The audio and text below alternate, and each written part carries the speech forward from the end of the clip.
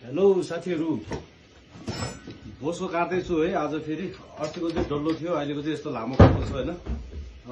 कति यो त भयो होला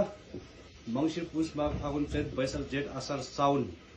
9 महिना पछि काट्दैछु यो बोसो है कस्तो भएछ हेरौँ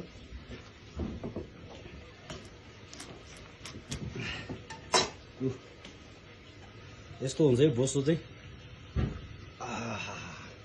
अब योलाई चाहिँ अब मेन यो युज गर्ने चाहिँ ढेँडोसँग नै हो